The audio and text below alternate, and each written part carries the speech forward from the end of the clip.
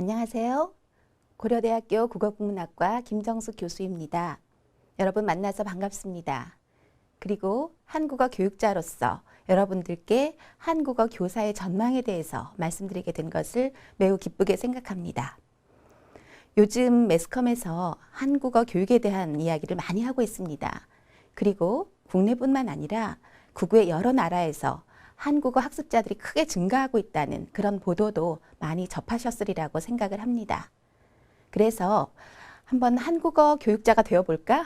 혹은 한국어 교육자가 되기 위해서는 어떤 준비가 필요할까? 이런 생각을 하시는 그런 분들이 많이 증가하고 있는 것 같습니다. 그러나 구체적인 정보를 얻는 것도 조금 어렵고, 그리고 또 지금은 한국어 교육이 인기가 있을 텐데 앞으로 5년 후 혹은 10년 후에도 이러한 인기가 지속될까? 이런 부분에 대해서 걱정을 하시는 분들이 또 있으신 것 같습니다. 그래서 오늘 저는 여러분들께 한국어 교육이 얼마나 전망이 있는 그런 학문 분야인지, 그리고 또 한국어 교사가 된다면 어떤 의미 있는 일들을 할 수 있을지, 그리고 또 교사가 되기 위해서는 어떤 자질들이 요구되는지, 이러한 것들에 대해서 간략하게 소개를 해드리도록 하겠습니다. 네, 이런 내용들이죠. 요즘 한국어 학습 수요가 크게 증가하고 있다. 그리고 한국어 교육 전공자의 진로는 어떠한가, 어떤 분야가 있는가, 그리고 한국어 교원이 갖춰야 할 자질은 어떤 것들인가, 이런 것들을 중심으로 말씀을 드리겠는데요. 먼저 증가하는 한국어 학습 수요에 대해서 말씀드리도록 하겠습니다. 이거는 사실 제가 새삼스럽게 말씀드리지 않아도 여러분들께서 너무 잘 알고 계시리라고 생각을 합니다.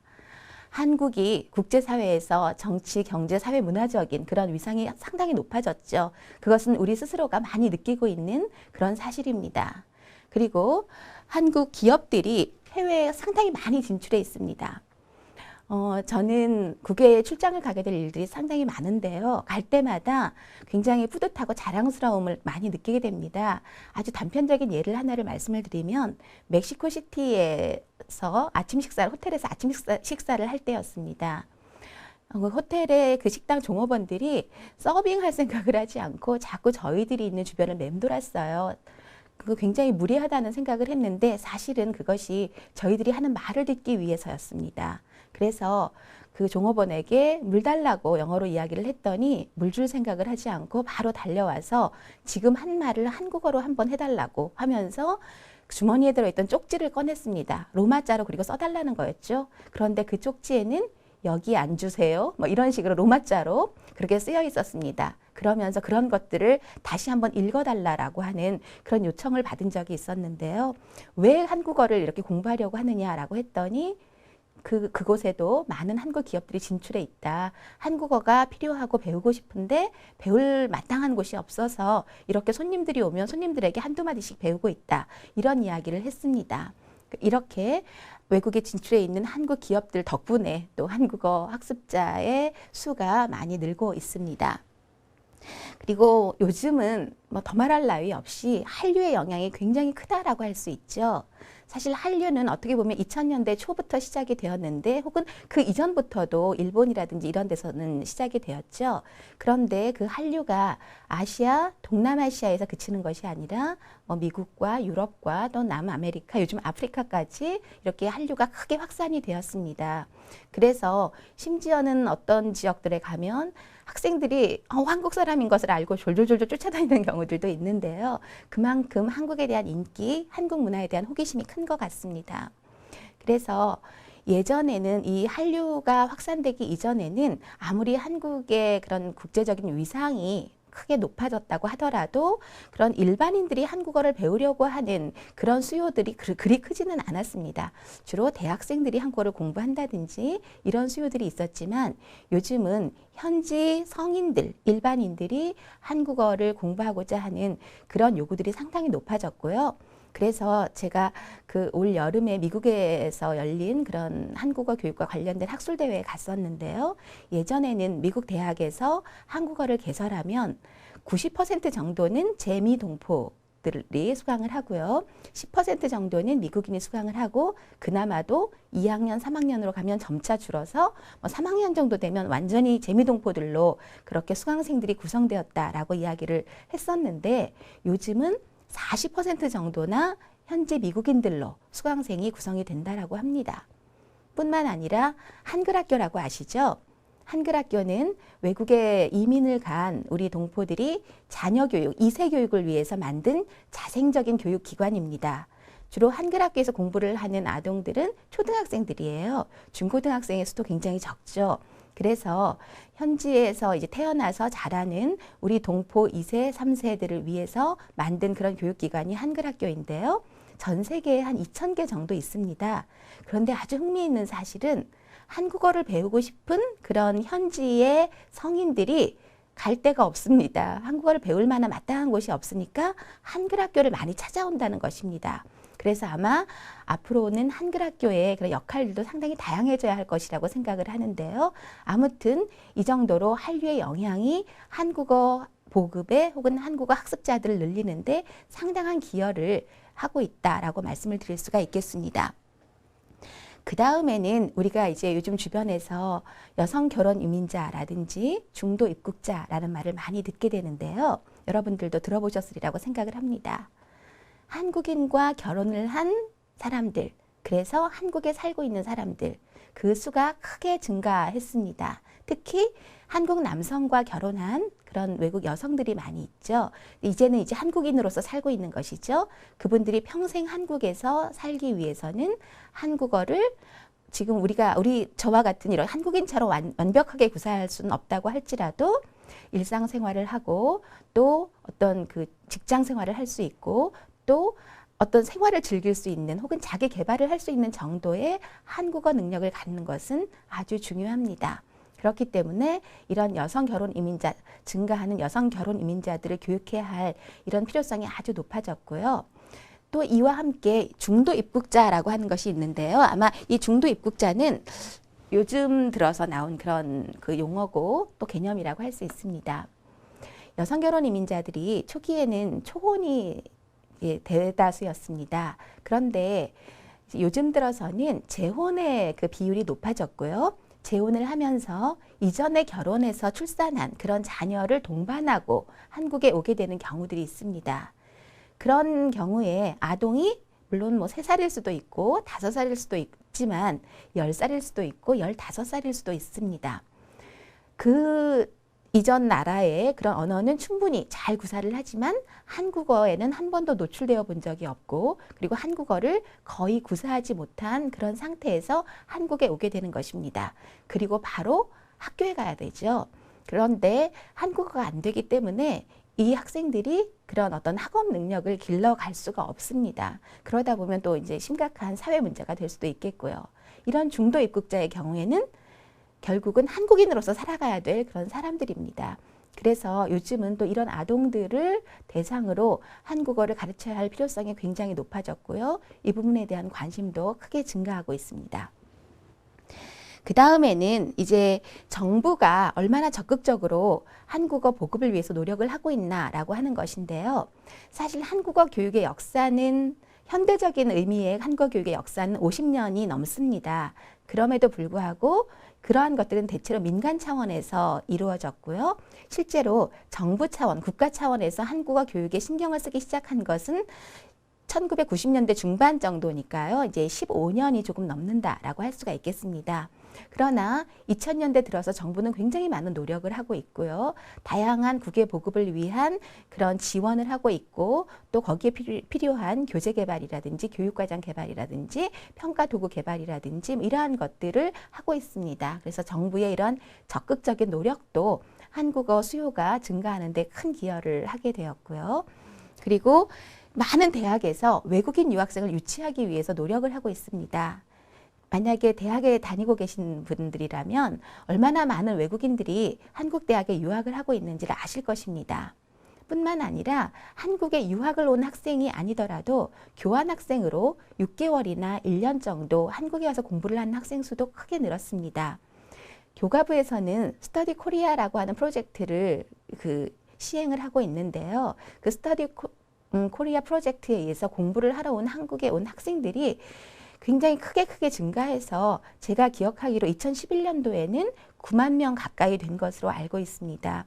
그 수는 2012년에는 10만 명 그리고 그 이상 증가하리라고 생각을 하는데요. 이러한 것이 국가 차원의 노력과 그 다음에 대학의 그런 학생 유치 노력이 맞물려서 그런 얻어진 그런 성과라고 생각을 합니다.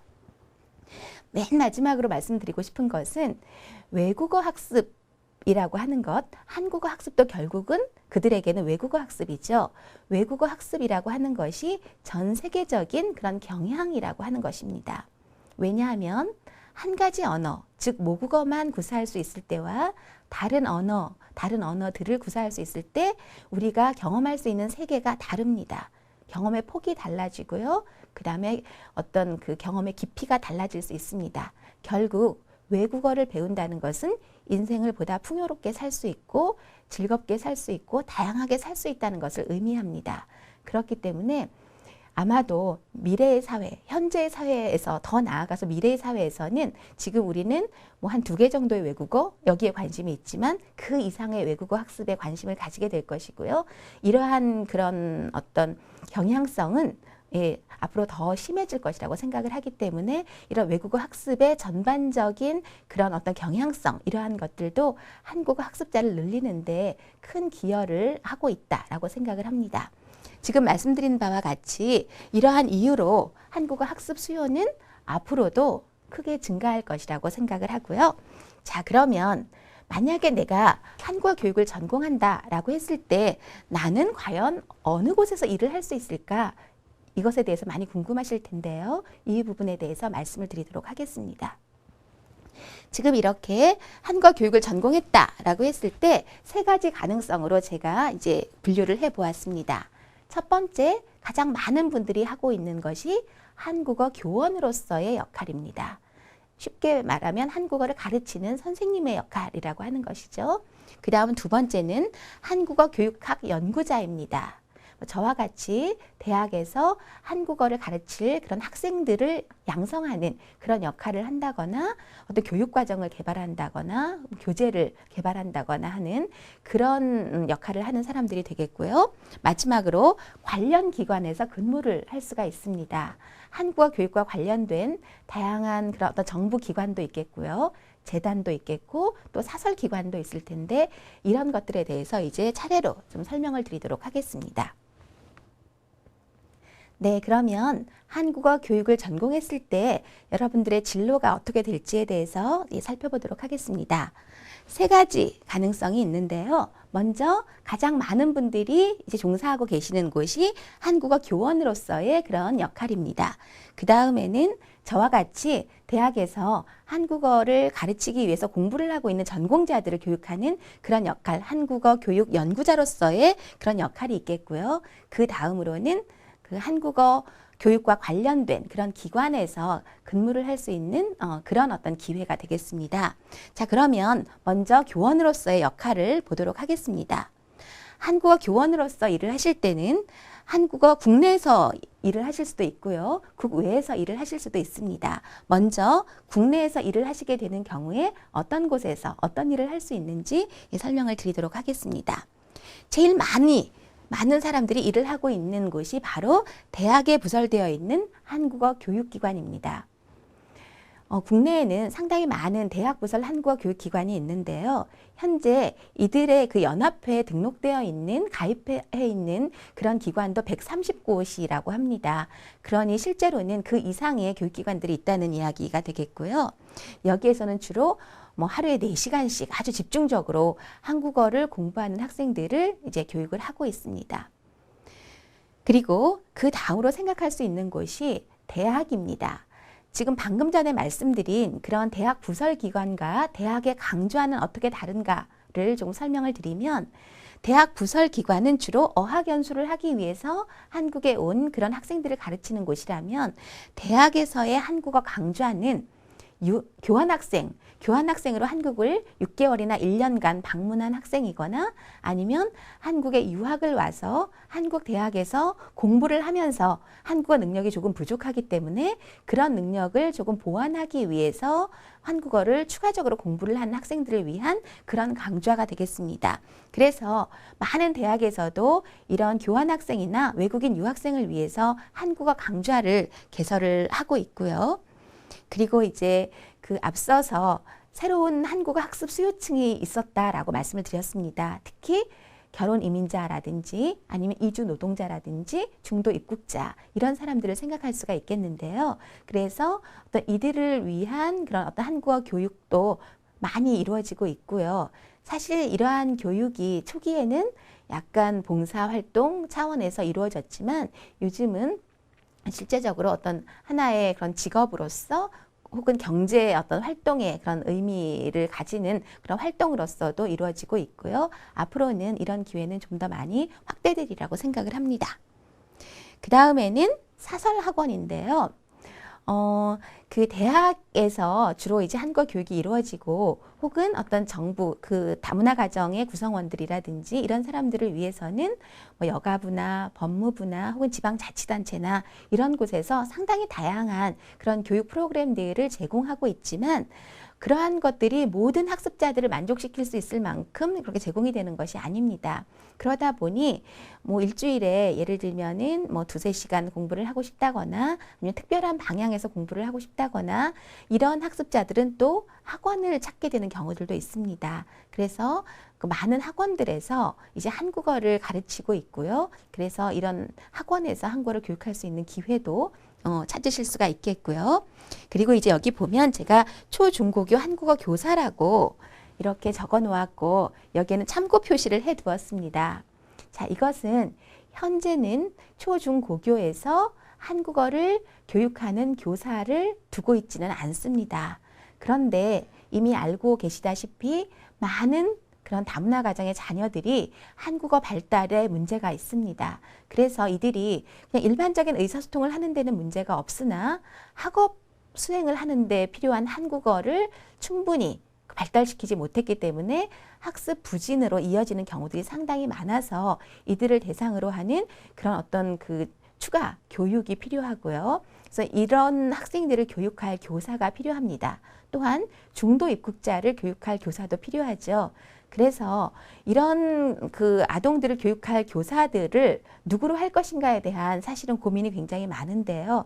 아직 한국어 교육을 전공한 사람들에게는 그런 교사 자격증이 주어지고 있지 않지만 그 어떤 사회적인 요구가 워낙 높기 때문에 앞으로 아마 이런 정식 교사로서 한국어 교육을 초중등 학교에서 할 수 있는 기회가 많아질 거라고 생각을 하고요. 그래서 그런 어떤 기회를 만들기 위해서 현재 한국어 교육자들이 굉장히 많은 노력을 하고 있습니다. 이러한 기회가 장차 생기리라고 생각을 합니다.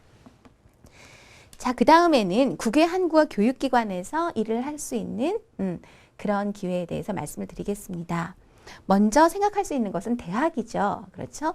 대학인데요. 국외 대학인데 사실 국외 대학에서 한국어를 교육하기 위해서는 단지 한국어 교육 능력만 가져서는 곤란하고요. 여러 가지 복잡한 문제가 있습니다.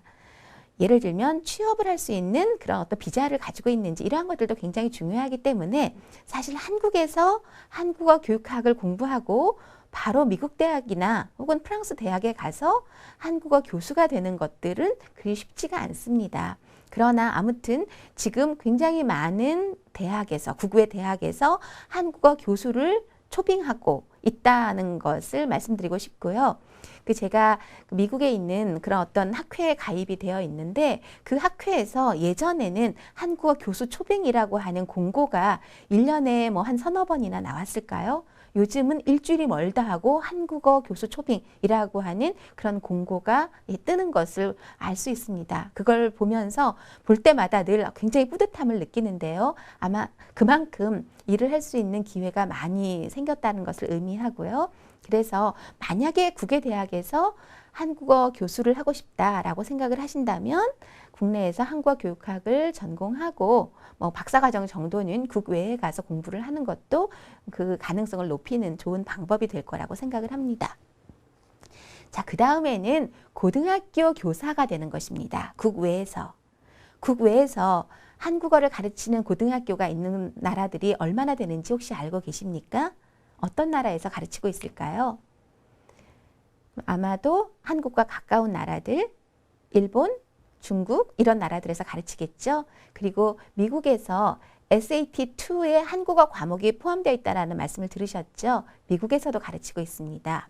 호주에서도 가르치고 있고요. 그리고 그 구소련 지역에서도 많은 나라에서 이제 한국어를 중고등학교에서 가르치고 있습니다. 중고등학교에서 한국어를 가르치는 것은 굉장히 중요한데요.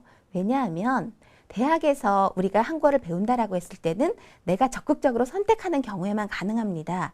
그런데 고등학교에 많은 그 외국어 과목 중에 한국어 과목이 포함되어 있다라고 한번 생각을 해보십시오. 그러면 어떻게 될까요? 자연스럽게 한국어에 접근할 수 있게 되고요. 그리고 한국이라는 나라를 매우 친근하게 느끼게 될 것입니다. 그렇기 때문에 정부에서는 국외의 고등학교에 한국어 과목이 개설될 수 있도록 하기 위해서 굉장히 많은 노력을 하고 있습니다.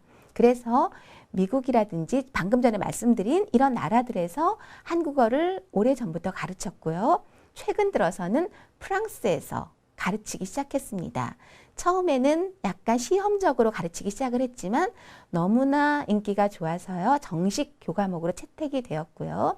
그리고 여기 보면 제가 몇 나라를 이렇게 썼습니다. 태국과 스리랑카와 인도네시아라고 썼는데요.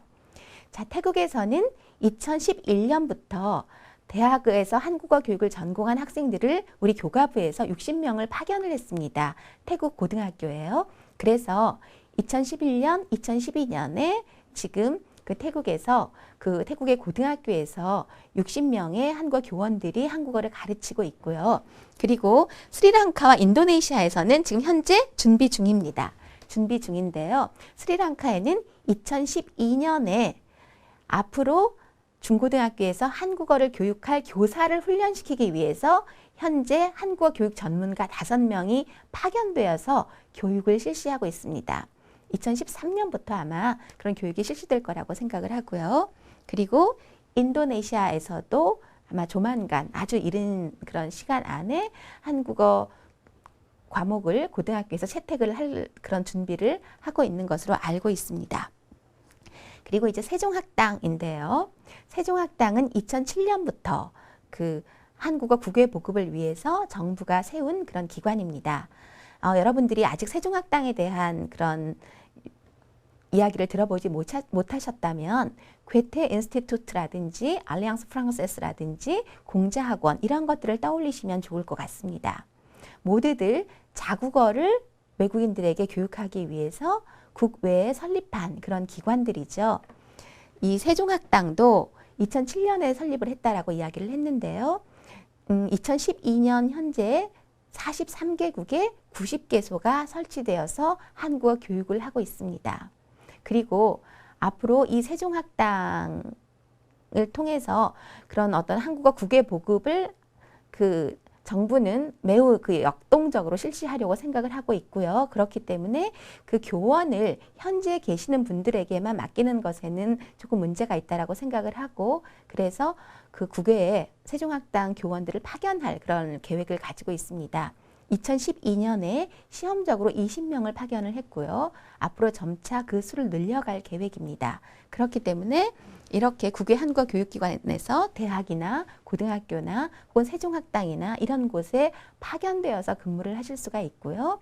그리고 또 현지에서도 채용될 가능성 이러한 것들도 매우 높다라고 할 수가 있겠습니다. 자, 그 다음에는 한국어 교육학 연구자로서의 역할인데요. 요즘 대학원에서 한국어 교육학을 전공하는 사람들이 굉장히 많죠. 다 대학 교수가 되려고 하는 꿈을 가지고 있기도 하고요. 혹은 연구소라든지 이런 곳에서 그런 어떤 연구를 계속할 그런 꿈을 가지고 계신 분들이기도 합니다.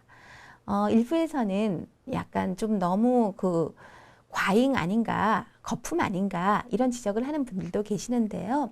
실제로 국내에 한국어 교육 전공의 학부가 20개 정도가 있습니다. 그러니까 새로운 전공이죠. 새로운 전공이니만큼 그것을 전공한 그런 전문가를 교수로 모시는 일이 앞으로 많이 과제로 남아 있고요. 그리고 앞으로도 점차 더 많은 학교에서 한국어 교육 전공을 개설하리라고 생각을 하고, 대학원의 경우에는 벌써 100곳이 넘는 학교에서 대학원을 개설하고 있습니다. 그런 만큼 그런 어떤 연구자에 대한 수요가 높은 것이죠. 그래서 공부하는 것을 즐기는 분들이라면 한국어 교사로서의 꿈을 갖는 것도 좋지만 한국어 교육 연구자로서의 꿈을 갖는 것도 좋으리라고 생각을 합니다. 자, 그 다음은 관련 기관에서 근무를 하는 건데요. 한국어 교육과 관련된 그런 여러 가지 정부 차원의 일이라든지 혹은 어떤 민간 재단 차원의 일들이 많아지면서 그 한국어 교육자들이 가서 일을 할 수 있는 기관도 점차 늘고 있습니다. 그래서 먼저 생각할 수 있는 것이 국립국어원입니다. 국립국어원에서는 한국어와 관련된 일도, 그런 연구라든지 사업 기획도 하지만 한국어 교육과 관련된 다양한 그런 사업들을 추진하고 있습니다. 그래서 한국어 교육 전공자들이 현재도 여러 일을 하고 있고요. 앞으로도 그 수요가 있으리라고 생각을 합니다. 그 다음은 2012년 10월에 그 출범한 세종학당재단입니다. 세종학당재단은 이름을 보면 아까 우리가 세종학당을 잠시 살폈었는데요. 세종학당을 관리하는 그런 기관으로서의 그런 역할일 것 같지만 사실 그거보다는 훨씬 더 큰 역할을 가지고 있습니다. 국외의 한국어 교육을 총괄 관리하는 그런 기관으로서 역할을 하고 있고요. 그래서 문화체육관광부뿐만 아니라 교육과학기술부, 외교통상부 이런 곳에서 함께 이 재단의 운영에 관여를 하고 있습니다. 이 세종학당재단에서도 앞으로 그런 한국어 국외보급 사업을 좀 전문적으로 시행하기 위해서는 전공자들이 많이 필요하게 되겠죠. 그리고 재외동포재단입니다. 재외동포들, 특히 재외동포재단에서는 한글학교 교사 교육이라든지 한글학교 지원에 관심을 많이 가지고 있는데요. 그렇기 때문에 또 한국어 교육 전공자가 일을 할 수 있는 그런 어떤 분야이기도 하고요. 그 다음에는 국립국제교육원입니다. 국립국제교육원에서는 한국어 보급과 관련해서 교사 연수를 시키기도 하고요. 그거보다 더 중요한 역할은 한국어 능력 시험이라고 하는 그런 어떤 정부 차원의 시험을 주관하고 있는 기관입니다. 그렇기 때문에 이곳에서도 어떤 교재 개발이나 교사 연수나 그리고 또 그 어떤 한국어 능력 평가와 관련해서 이 분야의 전문가를 필요로 하고 있습니다. 그리고 마지막으로는 교재 개발 기관이라고 제가 이렇게 썼는데요. 많은 그런 출판사에서 한국어 교재를 출판하고 있고요. 또 단순하게 어디에선가 원고를 주면 그 원고를 받아서 출판만 해야 되는 것은 아니죠. 일부는 또 출판사에서 교재를 만들기도 하고 또 교재가 다른 저자로부터 왔을 때 그 교재에 대한 전문적인 뭔가 의견을 드린다거나 교육을 한다거나 이런 부분에서도 또 한국어 교육 전문가, 전공자로서의 역할이 있기 때문에 이런 다양한 출판사에서 일을 하고 있는 그런 어떤 전공자들이 필요하고 또 앞으로도 더 많이 요구될 것이라고 생각을 합니다.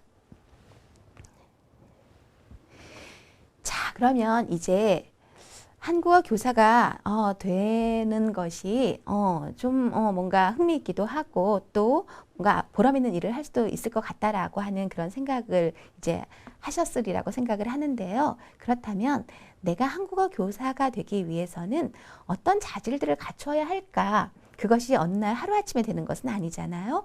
그러니까 어떤 자질을 갖추면 좋을지에 대해서 좀 말씀을 드리도록 하겠습니다. 여기 여러 가지를 써놓았어요. 사실 한국어 교사에게는 이거보다 훨씬 더 많은 그런 자질이 필요합니다. 그러나 가장 대표적인 것들인데요. 이걸 보면서 너무 어렵겠다 이런 생각을 하시겠죠. 어렵습니다. 그 노력이 많이 필요합니다. 그러나 한국어 교육을 하고 한국어를 가르치고 할 때 느끼는 기쁨과 만족감은 이런 노력하고 비교할 수 없을 정도로 큽니다. 자, 그러면 어떠한 자질들이 필요한지 좀 설명을 드리도록 하겠습니다.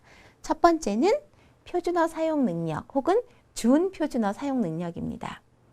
표준어를 사용할 수 있으면 더 좋겠지만 모든 한국인이 표준어를 사용할 수 있는 것은 아닙니다. 또 그렇다고 표준어를 사용할 수 없다고 해서 그러면 나는 한국어 교사로서의 자격이 없을까? 이런 생각을 하실 필요도 없습니다. 사실은 그런 지방 말을 쓰시더라도 표준어에 가깝게 다듬어서 사용하시는 분들이 계시고요. 아주 원색적인 지역어를 사용하시는 분들이 계시죠. 너무 원색적인 지역어를 사용하시는 분들은 한국어 교사가 되실 자격이 없습니다. 지역어를 사용하시더라도 교육 현장에서는 그런 표준어에 가깝게 좀 다듬어진 그런 어떤 발화를 하시려고 노력하시는 그런 분들일 때 한국어 교사로서의 자격이 있다라고 생각을 합니다. 그래서 표준어 혹은 준표준어 사용 능력이 있어야 하고요. 두 번째는 한국어에 대한 명시적인 지식이 있어야 합니다. 저는 한국인입니다. 그래서 한국어를 잘합니다. 그런데 제가 처음 한국어 교사가 되었을 때 저는 언제 예를 들면 아요를 쓰고 언제 어요를 쓰는지 이러한 것들을 구분하지 못했습니다. 그것은 내가 한국어를 잘 사용하고 있지만 한국어에 대한 암시적인 지식은 가지고 있지만 한국어에 대한 명시적인 지식은 없다라는 것입니다. 명시적인 지식은 왜 우리가 그런 형태를 사용하는지 이것과 저것은 어떻게 구별되는지 이러한 것을 아는 것을 의미합니다. 예를 들면 외국인 친구가 이렇게 이야기합니다. 너 그거 뭐야? 아, 이 꽃, 이거 오늘 친구 생일이야. 그래서 친구에게 주러 샀어. 이렇게 외국인 친구가 말했을 때 정말 틀렸는데? 이렇게 생각하고 지적하죠. 아, 그때는 친구에게 주려고 샀어 라고 말해야 돼. 주러 샀어가 아니야. 이렇게 이야기합니다. 그러면 왜? 뭐뭐 하러? 이거가 목적이나 의도 아니야? 이렇게 물었어요. 그랬을 때 맞아. 근데 왜 주러는 안 돼? 왜 안 될까요? 그럴 때 몰라. 이렇게 대답을 하는 한국인들이 많죠. 명시적인 지식이 없기 때문입니다.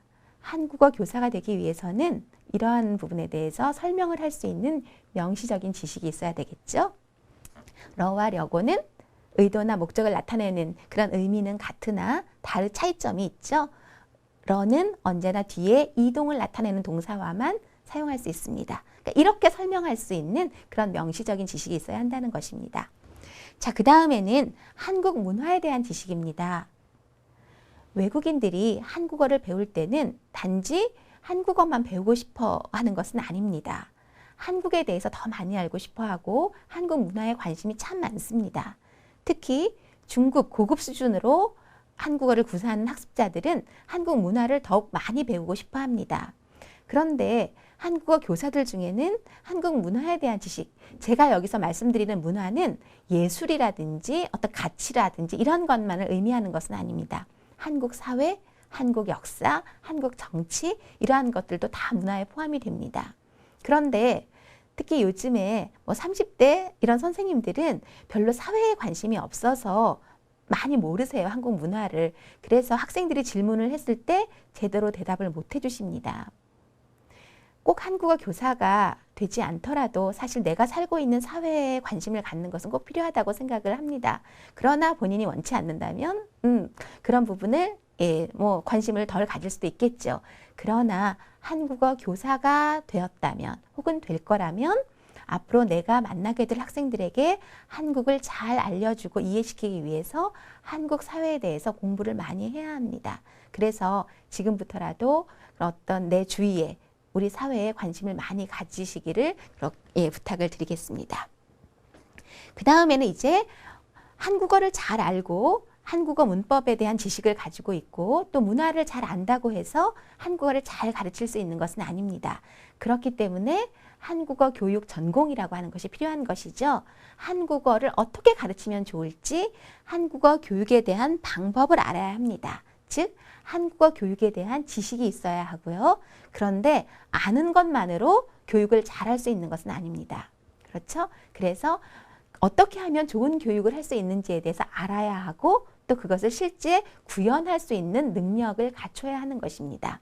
아마 이러한 것들은 그런 어떤 한국어 교육 전공 수업에서 많은 것들을 배울 수 있으리라고 생각을 합니다. 자, 그 다음에는 외국어 능력입니다. 외국어 능력. 한국어를 가르치는데 외국어 능력이 왜 필요할까요? 학생들에게 외국어로 설명하기 위해서 필요할까요? 꼭 그렇지 않습니다. 특히 한국에서 학생들에게 한국어를 가르치는 경우라면 모국어를 다양하게 사용하는 학생들이 한 교실에서 공부를 합니다.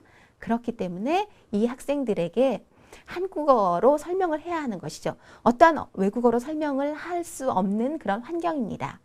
뿐만 아니라 학생들에게 한국어로 설명을 함으로써 한국어를 이해할 수 있는 기회를 더 많이 제공할 수 있죠. 물론 한국어를 잘 못하는 학생들에게 어떻게 한국어로 설명을 하느냐고 질문할 수 있습니다. 그러나 바로 그것이 기술인 것이죠. 아무나 할 수 없는 것입니다. 한국어 교사만이 할 수 있는 것이고요. 그래서 되도록이면 한국어 교실에서는 한국어만을 이용해서 교육을 하는데, 그렇다면 외국어는 왜 필요할까? 필요한 이유가 있습니다. 일단 교실 이외에, 수업 이외에 그런 시간에 학생들이 저에게 도움을 요청할 때 저는 학생들에게 그들의 언어로 도움을 줄 수도 있습니다. 그런데 사실 이것은 부수적인 것이고요. 가장 중요한 것은 내가 학습자의 언어를 이해할 때 학습자가 한국어를 공부하면서 어떠한 어려움을 겪게 될지 예측할 수 있습니다. 그리고 학습자들이 일으키는 오류에 대해서 원인을 제가 진단하고 그 원인을 찾았기 때문에 그 문제를 해결할 수 있는 그런 대책을 세울 수 있습니다. 중국어의 음운 체계를 알아야지 중국인 학생들이 한국어 발음을 배울 때 왜 이 발음을 잘 못하는가를 알 수가 있겠죠. 그리고 학생들이 예를 들면 어떤 일본 학생이 이렇게 말을 합니다. 어제 뭐 했어요? 라고 질문을 했을 때 저는 어제 친구에 만났습니다. 이렇게 대답을 했습니다. 그랬을 때 친구에 만나다가 아니라 친구를 만나다 라고 선생님이 고쳐주겠죠. 그러나 그 학생은 다음에도 또 친구에 만나다라는 표현을 쓸 겁니다. 왜냐하면 일본어와 한국어는 사실 상당히 유사하지만 친구를 만나다에 해당하는 일본어에서는 친구를 이라고 말하지 않고 친구에라고 말을 하는 것이죠. 그렇기 때문에 모국어의 그런 어떤 지식이 한국어를 배우는데 방해를 하게 되는 것이죠. 그래서 한국어와 학습자의 모국어를 대조 분석해서 그래서 학습자들이 어떤 어려움을 겪게 될까, 어떤 오류를 일으키게 될까, 이러한 것들에 대비를 하는 것이 굉장히 중요합니다. 그래서 내가 가르치고 있는 학생들의 언어, 그 언어는 영어, 중국어, 일본어, 여러 언어일 수 있습니다. 그런 언어들을 어느 정도 기본적인 구조라든지 음운 체계라든지 이러한 것들을 이해하는 것은 좋은 한국어 선생님이 되는데 꼭 필요한 그런 능력이라고 할 수가 있겠습니다. 그 다음에는 세계 문화에 대한 이해입니다. 세계 여러 나라에서 온 많은 학생들을 만나게 되죠. 그런 학생들의 문화에 대해서 이해해야 합니다. 그 학생들의 나라에 대해서 이해해야 합니다. 이슬람 문화에 대해서도 이해를 해야 하고요. 그 다음에 아프리카에서 온 학생에 대해서도 이해를 해야 합니다. 이런 일이 있었어요. 전에 케냐에서 온 학생이 자기 나라의 그런 수도에 대한 이야기를 하면서 높은 건물, 이런 굉장히 화려한 그런 도시의 풍경을 이야기를 했는데 그 이야기를 들은 한국어 선생님이 에이, 이렇게 거짓말, 이런 식의 반응을 보였습니다. 왜 그럴까요? 우리가 생각하는 케냐는 초원지대, 사파리, 동물, 기린, 사자 이런 걸 생각하잖아요. 그렇죠? 이것은 바꿔서 생각하면 한국을 아직도 한국 전쟁의 나라, 혹은 화염병이 날아다니는 그런 시위의 나라, 이렇게 외국인들이 떠올리는 것하고 크게 다르지 않습니다. 그래서 어떤 고정관념이라고 하는 것을 버릴 필요가 있고요. 그 다음에 세계 여러 나라들에 대해서 이해하기 위해서 노력을 하는 것이 아주 필요하다고 생각합니다. 그래서 저는 저희 학생들에게 늘 이야기합니다. 돈을 모으면 백을 사지 말고 여행을 가라 라고 이야기를 하는데요. 그래서 견문을 넓히는 것, 꼭 방문하지 않아도 책을 통해서 여러 가지 자료를 통해서 많은 나라들을 알 수 있습니다. 세계에 대한 이해를 하는 것이 중요하고, 그리고 여기에 중립적인 태도가 있는데요. 정말 중요합니다. 좀 선진국에 대해서 굉장히 가치를 부여하고, 그 다음에 가난한 나라, 우리나라보다 조금 더 뒤떨어지는 나라에 대해서 약간 폄하하거나 무시하는 그런 태도가 은연중에 드러나서 학생들을 상처받게 만듭니다. 절대로 그래서는 안 되죠. 문화라고 하는 것은 그 사회, 그리고 그들이 살고 있는 그 환경에서 만들어지는 것이기 때문에 결국 어떠한 것도 더 우수하거나 열등하지 않습니다. 그래서 모든 문화는 평등하다, 모든 사람은 평등하다, 이런 관점을 갖는 것이 한국어 교사에게 매우 요구된다라고 할 수가 있겠고요. 마지막으로 당부드리고 싶은 것은 한국을 사랑해야 된다는 것입니다. 한국에 대해서 굉장히 그 불만이 많거나 한국을 좀 삐딱하게 바라보거나 한국인들 중에서도 그런 분들이 계시고요. 아주 극히 일부지만 한국 교사들 중에서 그런 시각을 가지고 학생들에게 한국을 왜곡해서 전달하는 분들이 계십니다. 예, 절대로 그래서는 안 되겠고요. 그리고 그것도 중요하지만 또 중요한 것은 한국어 교사가 바른 한국인으로서의 그런 태도나 자세를 가지고 있는 것이 중요하다고 생각을 합니다. 학생들과 약속하고 교사가 안 지킵니다. 수업에 늦게 들어갑니다. 그리고 뭐 길 가다 침 막 뱉고 큰 소리로 막 떠들고 무례한 그런 질문을 하고 이러한 것은 곤란하겠죠. 그래서 요즘 우리가 글로벌 스탠다드라는 말도 많이 하는데요. 어떤 국제적인 표준, 국제적인 기준이 있습니다. 그랬을 때 세상 어느 나라 사람들이 보더라도 아, 저 사람 참 괜찮은 사람이야 라고 평가할 수 있는, 그런 평가를 받을 수 있는 그런 사람이어야 하겠고, 가장 모범적이고 아름다운 한국인의 모습을 보여주는 그런 선생님이어야 할 것으로 생각을 합니다. 실제로 외국 학생들에게 가장 존경하는 한국 사람이 누구냐라고 물었을 때 저는 세종대왕? 이런 혹시 그런 답이 나오지 않을까라고 생각을 했는데요. 놀랍게도 한국어 선생님이라고 답을 했다고 합니다. 가장 높은 응답이 나온 것이 한국어 선생님이었는데요. 이만큼 한국어 교사는 단지 외국인 학생들에게 한국어를 가르치는 선생님이 아니라 그들에게 한국을 볼 수 있도록 만들어주는 창의 역할을 한다라고 생각을 합니다. 그렇기 때문에 그런 어떤 바른 어떤 한국인으로서의 모습을 보여주는 것이 굉장히 중요하다고 생각을 합니다.